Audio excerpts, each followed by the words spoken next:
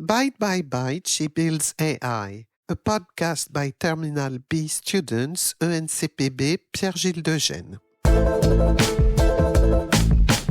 Episode 1, Synapse and Silicon, where AI and brains connect.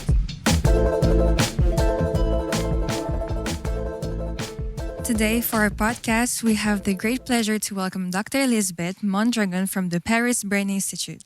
Good afternoon, Dr. Mjava-scripton. Thank you so much for coming to our recording studio at ENCPB to present your work and discuss with us about artificial intelligence. Before we start, can you quickly introduce yourself?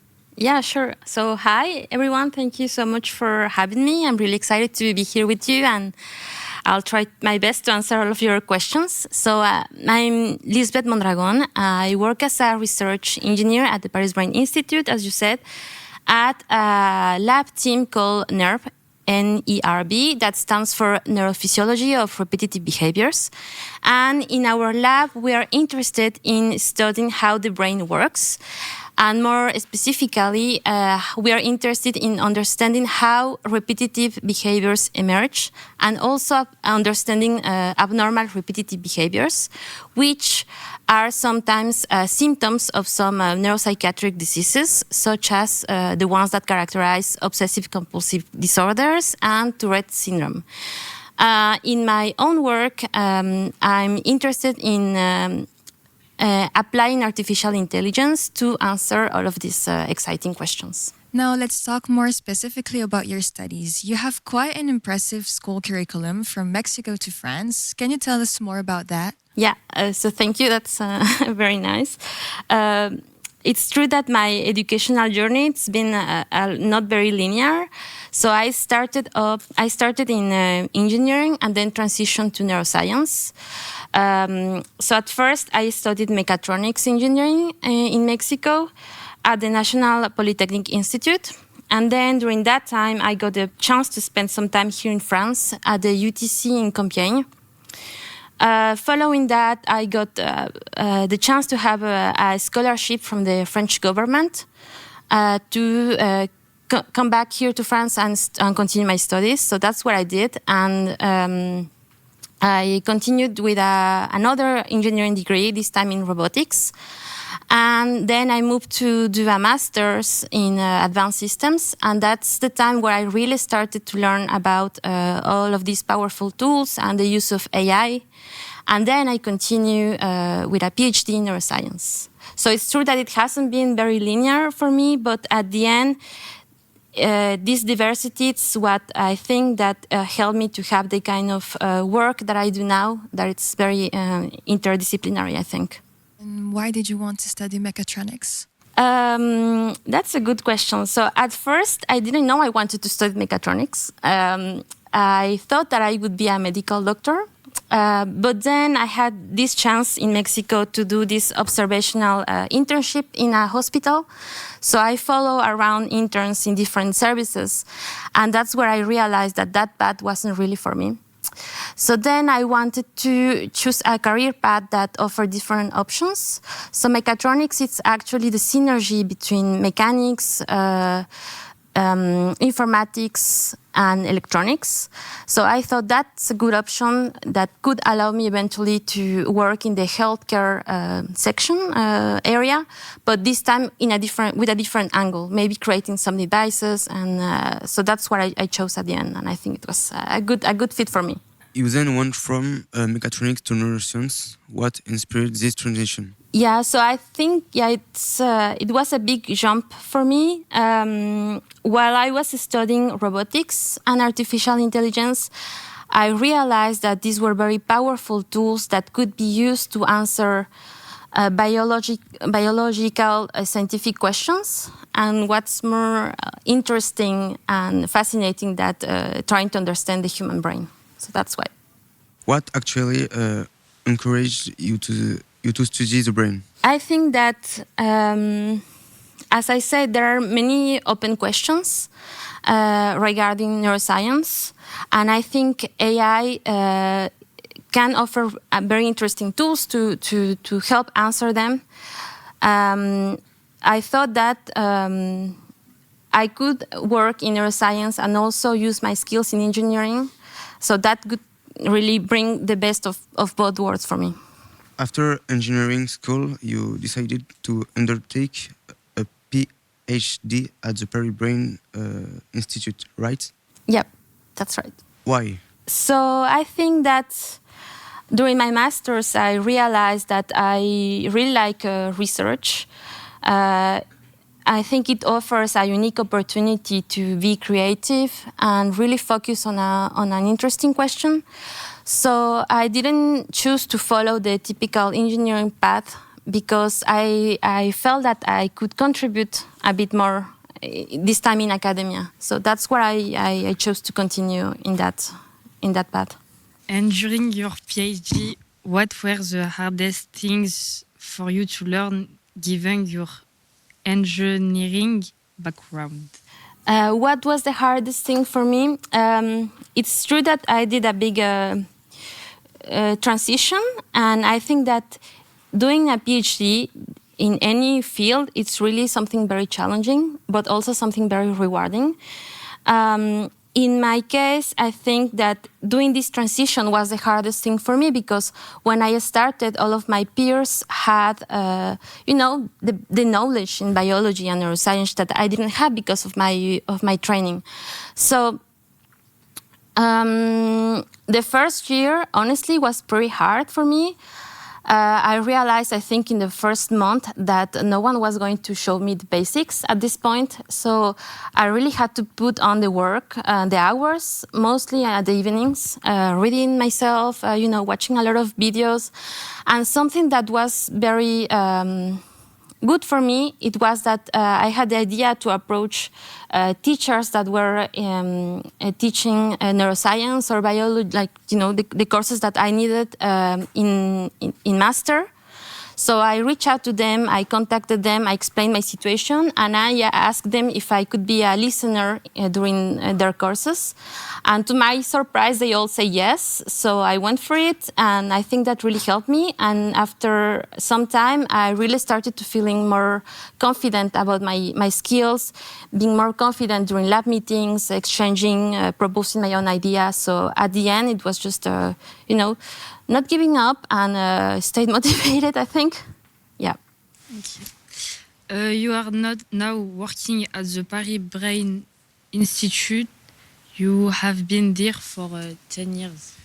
Your main research topic is about obsessive compulsive disorder, OCD. Can you explain a bit more about it in simple terms?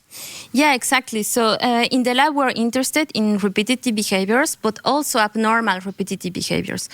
And one type of abnormal repetitive behaviors are compulsive behaviors. So that's something that we observe in patients that suffer from OCD. So in OCD, patients, they experience these very intrusive thoughts that are called obsessions that triggers in them anxiety and a lot of distress. So in order to cope or to relieve this anxiety, they perform certain rituals or certain actions repeatedly. These are the compulsions. And they do it very often, and unfortunately, this is something that disrupts their daily lives. As examples, we often think about washing their hands, for instance, like cleaning rituals. So this is something that we all do, right? We wash our hands, but these patients do it like hundreds of times a day. So they really cannot live in a normal life. Or they have, for instance, checking behaviors, checking their doors when they leave their houses. We might do this and we might come back if we're not sure, but they do it like tens or hundreds of times a day. So, yeah. Can you tell us more precisely how artificial intelligence can help us detecting and treating disorders like an obsessive-compulsive disorder?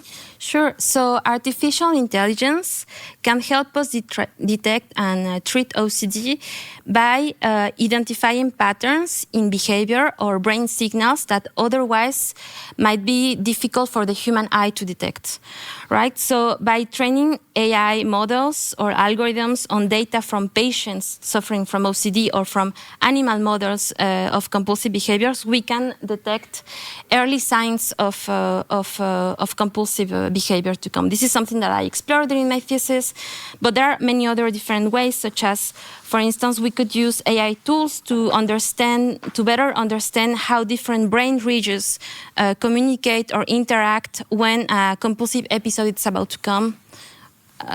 To give some examples. And more generally, how exactly can artificial intelligence help us study neuropsychiatry disorders? So, artificial intelligence, I think, can give us great tools to help us monitor, diagnose, and also to help us test hypotheses more like quick or faster than before. Something that's very interesting is that we can use these algorithms to train very huge and vast and complex amounts of data that otherwise or in the past was very difficult to do. So in the past, it's not that we didn't have the scientific questions or the data. It was that we didn't have the computer power to answer those or to test those hypotheses. So that's something that I think is very cool now that we can get to experience nowadays. What is the type of artificial intelligence you use and why is it the most effective in your research? So in my research, I use machine learning, both supervised and unsupervised, and also deep learning algorithms, because these kind of algorithms are very well fitted to treat huge amounts of complex data, such as video recordings of behavioral data that it's very hard to analyze. How has your background in engineering and artificial intelligence helped you to develop new approaches to overcome the challenges of the study of neuropsychiatry disorders? That's a good question. I think that my background has helped me. I think that's something that you learn when you go through engineering school. And I think it's a very good skill. It's learn how to approach very complex problems in a systematic and a structured way. And of course, my AI training gave me the tools and the knowledge of the algorithms. But I think the most important skill that I learned through my journey is really this way of how to approach problems. And also, I think that an important skill to develop is be an active learner, because AI it's advancing so fast now that you have to keep up a bit with that. So, what do the typical days at work look like for you at the Paris Brain Institute? So I think it's a bit different every day. I think that's what makes work in science interesting. I do not do much bench work nowadays. Most of my days I do analysis on the computer, programming. I also discuss the results with my colleagues, with my supervisor. Something cool that I get to do sometimes is planning experiments. Where else? Attending conferences, discussing with students. It changes every day. What challenge do you face working on your research topic? What challenges do I face? There are many challenges. No, I think that one big challenge is that we face, and not only my research topic, but I think generally in neuroscience, is that we face with having to deal with data that it's often very complex to analyze. Human behavior is something extremely complex. Brain data also, so sometimes results aren't straightforward. So you have to interpret them, and interpret them can be a little bit thought. Additionally, I would say that one challenge is to collect high quality data. This is very time consuming and very labor intensive. So, yeah. But I think this is part of, the journey, I guess. How do you deal with moments of doubt or obstacle when your research doesn't go as planned? That's a very good question. To be honest, I guess I came to accept very early that setbacks and obstacles are part of the journey, actually. So when things don't go as planned, something that helps me personally a lot is to talk with colleagues, talk with people. This really helps me to, take a step back, and to sometimes hearing different points of view really helps to see the problem in a different way or a different perspective. There is a quote I like a lot that says that insanity is doing the same thing over and over again and expecting different results. So when I have a problem and I'm really stuck, I think about this and I try to, switch a little bit, to pivot a bit, and this can help. What professional achievement are you most proud of that, and why? I think the professional achievement that I'm the most proud of, it's a study I started during my PhD that got recently published in a very prestigious journal. And I'm very proud of it because it represented years and years of research and work. And I got to also make a patent out of an algorithm that I created for that. And so recently we got the news that it got selected by the French Academy, French Neuroscience Society as important event of the year 2024. So that's something that I'm very proud of. Have you ever considered leaving research for another field? Where do you see yourself in 5 years in terms of career and development in your field? Okay, that's a great question. So, yeah, sure. I mean, I have considered transitioning to another field of research, not always focusing on repetitive abnormal or normal repetitive behaviors. I think AI is advancing so fast and it has so much potential to just help the healthcare sector that, yeah, sure, why not? I think in 5 years, I see myself continue implementing AI tools, maybe not in this specific topic, but in other topic that it's related to the healthcare space. I hope that I could have the chance to continue mentoring young students and get the chance to continue working on other innovative projects. What do you find the most exciting about the intersection of artificial intelligence and neuroscience? I think something that I found very interesting in the intersection of these two is the possibility that AI gives us to analyze huge amount of data that before, as I said before, it was really not possible beforehand, and to really detect patterns that are like hidden, in the data. So for me, that's something that it's very unique to AI. What discovery in the field of artificial intelligence and neuroscience has particularly inspired you? Inspired me. So one, I think about, it's not one study, but, it's the application of AI, how scientists have applied AI to decode motor or speech intentions in real time.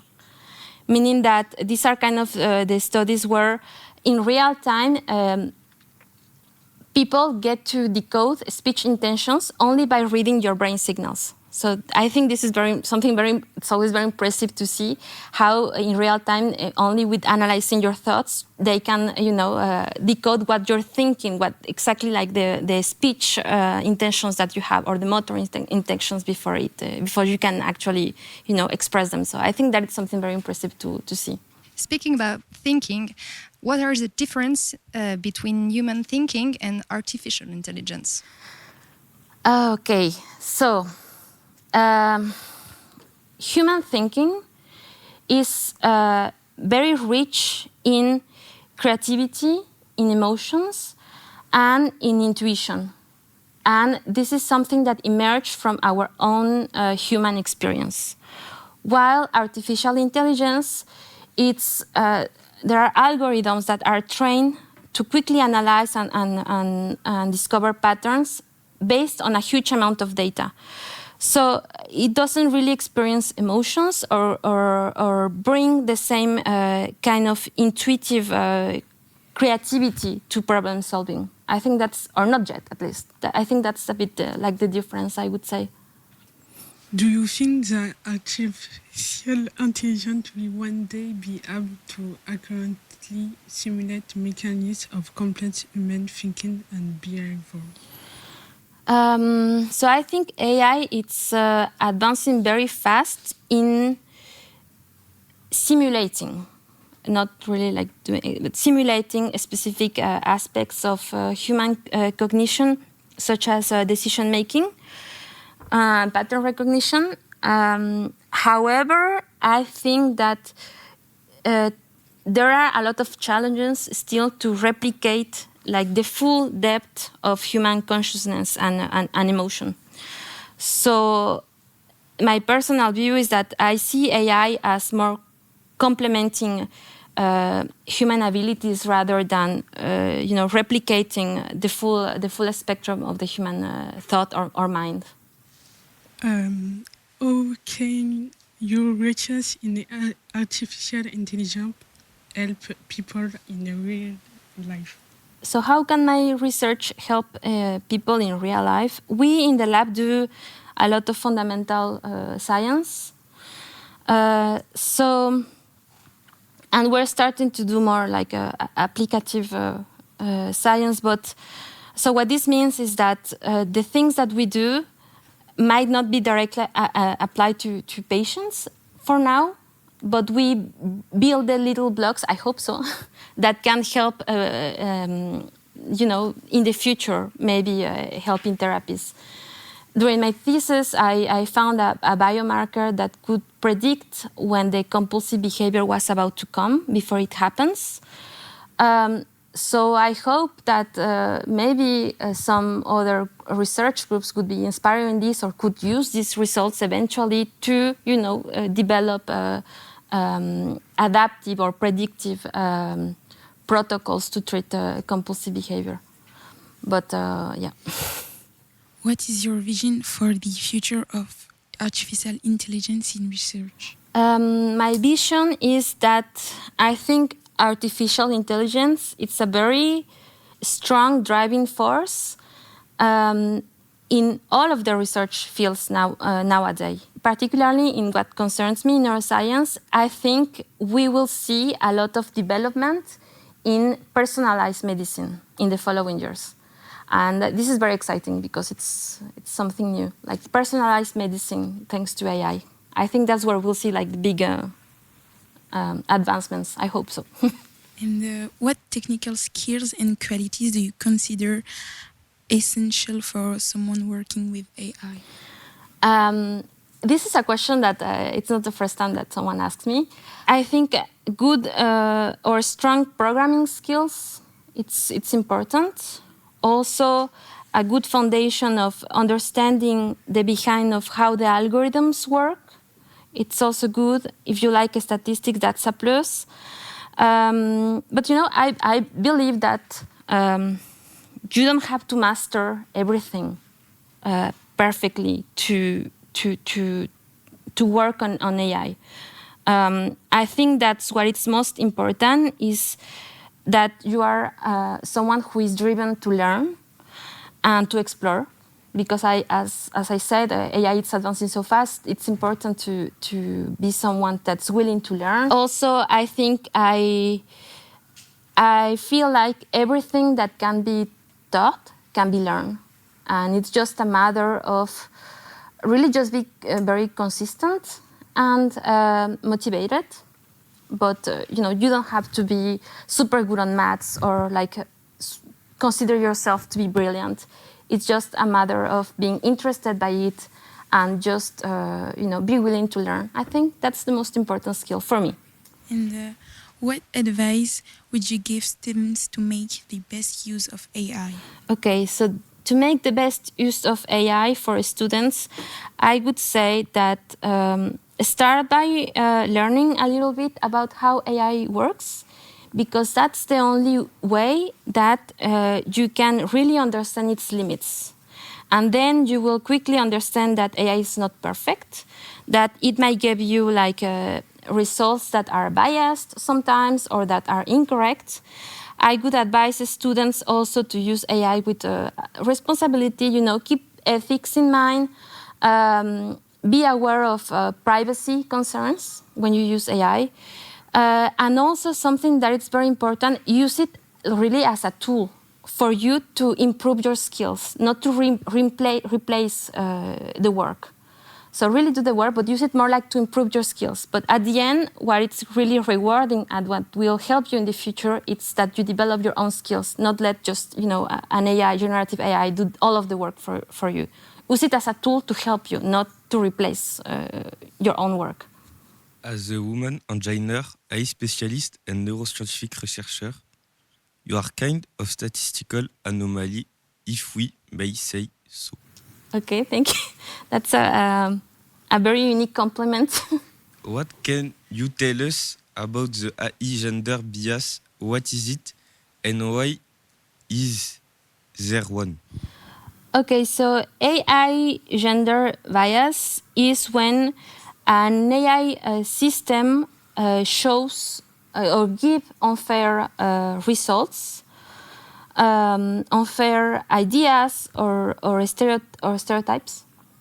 And this happens because the systems that are built sometimes are trained with data that do not represent the whole spectrum of a population. What can we do to fight this? I think that we start by using more diverse and rich and balanced data sets when we build these models. Keep always fairness in mind. I think it's also important to have in the team of the developers a mix of different voices, to catch all of these potential biases before the models are deployed. And I think that also regularly reviewing and testing AM systems to help that they stay fair as they evolve.